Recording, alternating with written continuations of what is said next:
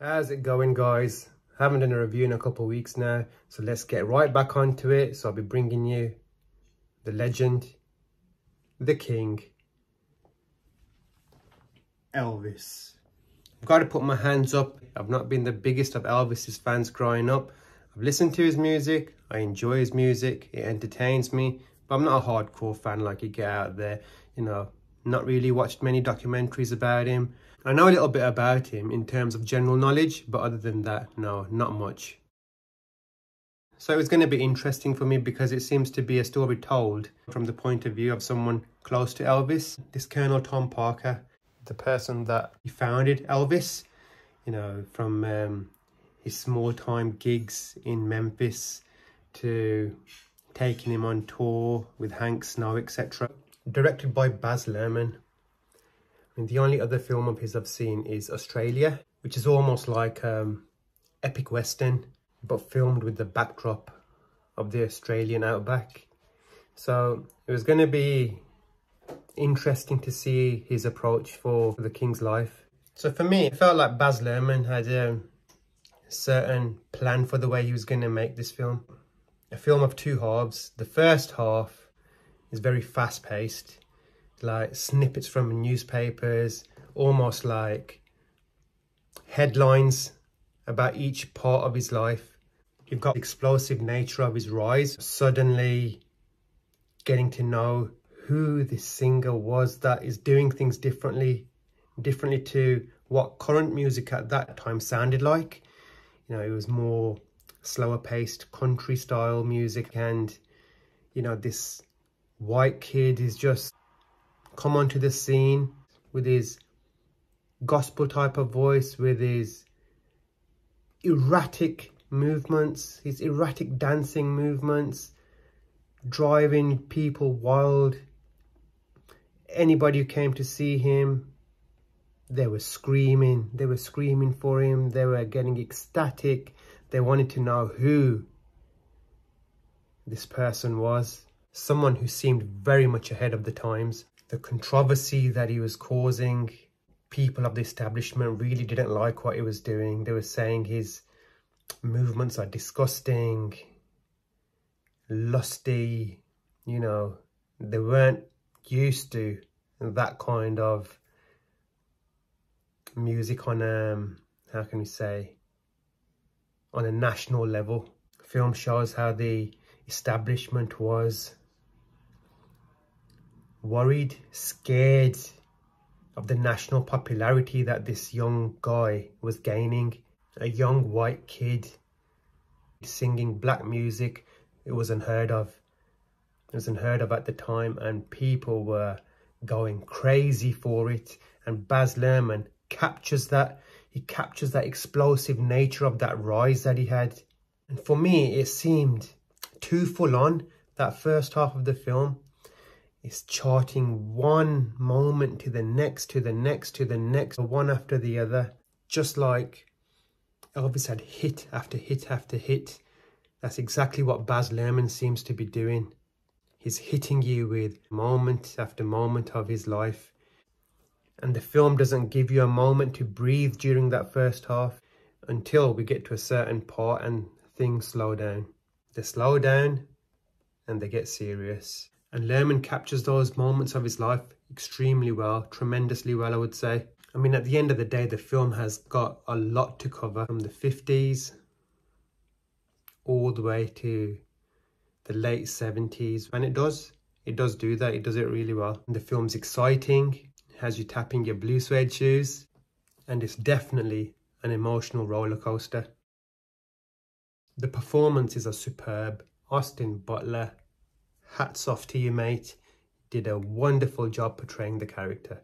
Now, you get people moaning that he doesn't look anything like him or anything like that, but no. You got a dime a dozen people out there that look like him. They're called impersonators.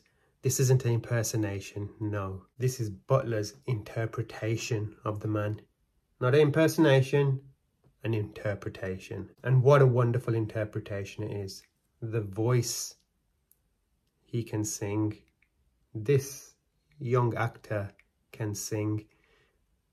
I don't know how he does it, but You're watching the film, you can't see Butler anymore, you just see Elvis.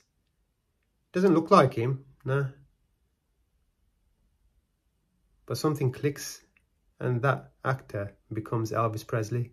Extraordinary work, extraordinary. And this guy, I mean, if you've seen Bohemian Rhapsody, how Rami Malek just transforms into Freddie Mercury, exactly the same.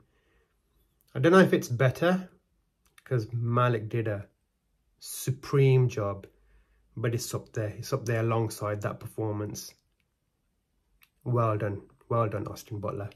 Now moving on to the performance of Tom Hanks. We know he's a wonderful actor.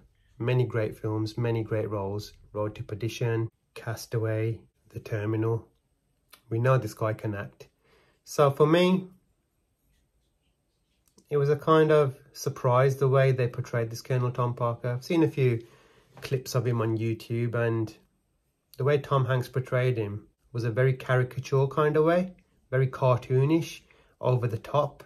Didn't come across how someone would actually talk like that or would have those mannerisms, but it seems Baz Luhrmann wanted to go for the over-the-top cartoony style for Colonel Tom Parker, maybe to underline what kind of character he was, but that wasn't part of the film that I really enjoyed. I know there's a lot of people out there that thought it was a wonderful performance, but a bit too over the top for me. I guess if that's what Baz Luhrmann wanted from Tom Hanks, then he delivered, but it just wasn't for my tastes. I would have rather had the character be shown as he was, rather than a cartoon version of him.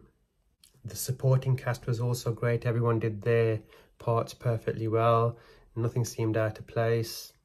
No one seemed like they were out of their depths. Everyone seemed to perform brilliantly. And obviously that's a part of good filmmaking.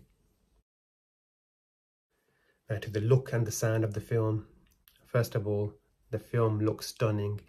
It's colourful, it's bold, beautiful, vibrant. Our costumes are a part of the image that Elvis had, and the costumes are brought back to life in this film.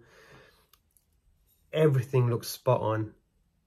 The white suit, the black leathers, everything on point, and it looks absolutely terrific.